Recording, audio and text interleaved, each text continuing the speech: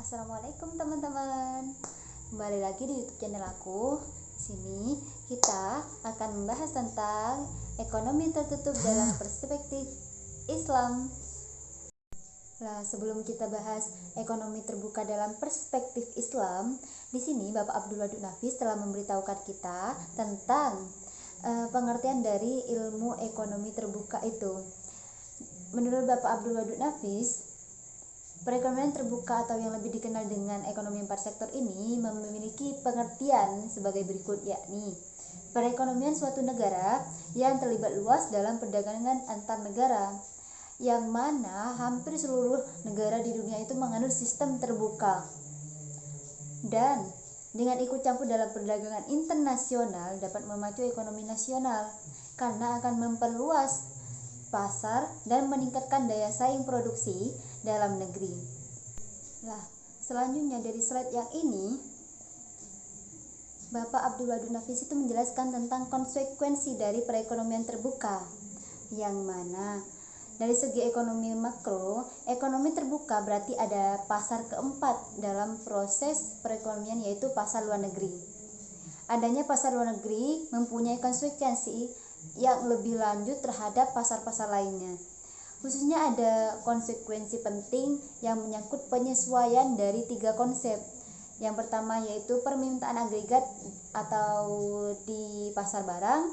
Yang kedua yaitu jumlah uang yang beredar dari pasar barang. Yang ketiga yaitu harga barang atau jasa. Maksud dari ketiga di sini yaitu mengenai permintaan agregat, di mana permintaan di sini bisa semakin bertambah karena itu melibatkan luar negeri, itu memiliki titik yang lebih luas dalam jangka atau dalam dalam objek, dalam pasarnya gitu. Dalam target pasar itu memiliki wilayah yang lebih luas, karena bukan hanya di dalam negeri saja tapi di luar negeri kan dalam ekonomi terbuka di sini. Selanjutnya yaitu jumlah uang yang beredar, karena kalau di setiap negara itu memiliki nilai mata uangnya tersendiri, itu bisa mempengaruhi terhadap jumlah uang yang beredar dari pasar barang. Yang ketiga yaitu harga barang atau jasa. Harga barang itu bisa terpengaruh, dan jasa seperti ongkos kirim. Semestinya ya kalau ongkos kirim dari Indonesia ke luar negeri justru akan lebih mahal karena itu berpengaruh pada penerbangan, seperti bisa melalui penerbangan kan, seperti itu. Bisa lagi kalau ke luar negeri biasanya ada devisa ya, iya ada pajak yang lebih tinggi lagi kayak gitunya. Ya hanya itu yang ketiga. Nah, setelah konsekuensi, sekarang kita akan membahas tentang sirkulasi aliran pendapatan. Biar lebih jelas, kita akan menampilkan slide yang sudah ditampilkan oleh Bapak Abdul Wadud Nafis di videonya.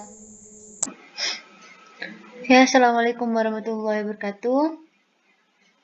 Oke, di sini kita akan menerangkan tentang sirkulasi aliran pendapatan. Sebagai contoh, agar kita nggak pusing ya, kita contohkan dengan perusahaan baju. Seumpamanya itu ada perusahaan baju ya.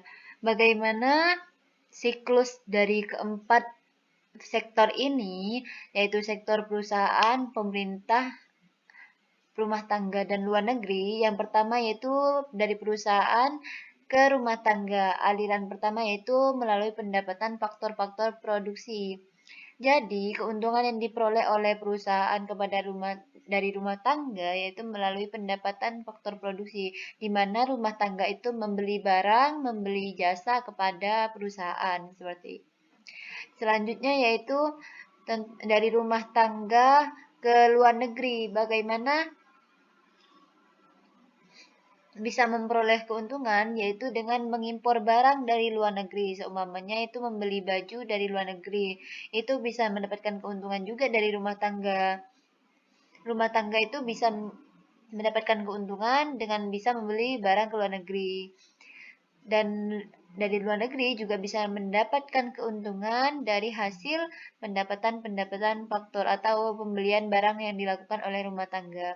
Selanjutnya, keuntungan yang diperoleh dari luar negeri kepada perusahaan yaitu melalui ekspor barang, di mana dari luar negeri itu telah mengekspor barang ke perusahaan, seperti dia mengekspor baju ke perusahaan tersebut atau mengekspor bahan-bahan untuk pembuatan baju tersebut. Selanjutnya itu dari pihak pemerintah ya, perusahaan itu mengeluarkan pajak kepada pemerintah. Itu memerlukan keuntungan bagi pemerintah, dan pemerintah juga mengeluarkan pajak individu, dan juga rumah tangga mengeluarkan pajak individu kepada pemerintah. Keuntungan yang diperoleh dari pemerintah tersebut bisa melalui perusahaan, bisa melalui rumah tangga, di mana keduanya itu juga diharuskan untuk membayar pajak. Mengenai tentang keuntungan-keuntungan yang lain, tentang dari 3 sektor ini sudah dibahas dari video-video saya sebelumnya. Selanjutnya ke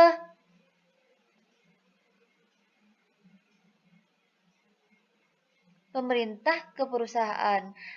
Bagaimana pengeluarannya? Yaitu pengeluaran pemerintah, seumpamanya pemerintah membutuhkan baju-baju khusus untuk karyawan-karyawan atau staf-staf pemerintahan yang dibeli kepada perusahaan tersebut. Rumah tangga ke perusahaan yaitu juga dengan melalui pembelanjaan rumah tangga, di mana terkadang rumah tangga membeli produk-produk dari perusahaan tersebut, membeli baju dari perusahaan tersebut.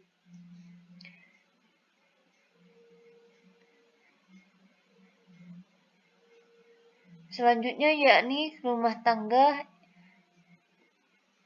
bagaimana bisa memperoleh keuntungan dari perusahaan, yaitu melalui tabungan, pinjaman, dan investasi modal, di mana rumah tangga kebanyakan itu berinvestasi modal kepada perusahaan tersebut, yang pada akhirnya itu akan menghasilkan keuntungan bagi keduanya melalui dari pembagian hasil, di mana pembagian hasil di sini itu diberikan kepada para investor-investor di perusahaan tersebut dari rumah tangga-rumah tangga. Oke, mungkin ini sirkulasi yang saya bahas. Kita akan beralih ke pembahasan selanjutnya. Nah, selanjutnya yaitu kita akan membahas tentang faktor penentu ekspor. Ada 4 faktor tentang penentu orang-orang melakukan ekspor. Yang pertama yaitu apabila barang tersebut diperlukan negara lain dan mereka tidak dapat memproduksi barang tersebut atau produksinya tidak dapat memenuhi keperluan dalam negeri. Yang kedua yaitu mutu barang. Jadi kualitas barang tersebut juga dipikirkan matang-matang atau juga dijadikan suatu alasan seseorang itu melakukan ekspor ke luar negeri. Selanjutnya itu cita rasa masyarakat luar negeri terhadap barang-barang yang diekspor. Yang keempat yaitu kemajuan teknologi dan ekonomi negara. Setelah kita membahas tentang faktor penentu ekspor, selanjutnya kita akan membahas tentang faktor penentu impor, di mana ada 4 pula tentang alasan dari penentu impor. Yang pertama yaitu tingkat pendapatan negara, yang kedua yaitu inflasi dalam negeri, yang ketiga yaitu kemampuan suatu negeri untuk membuat barang, yang keempat yaitu cita rasa dari konsumen, yang mana keempat tersebut itu merupakan penentu-penentu impor terjadi. Baiklah, mungkin hanya ini kesimpulan dari saya untuk tanggapan video dari Bapak Abdul Wahid Nafis. Kurang lebihnya mohon maaf. Wassalamualaikum warahmatullahi wabarakatuh.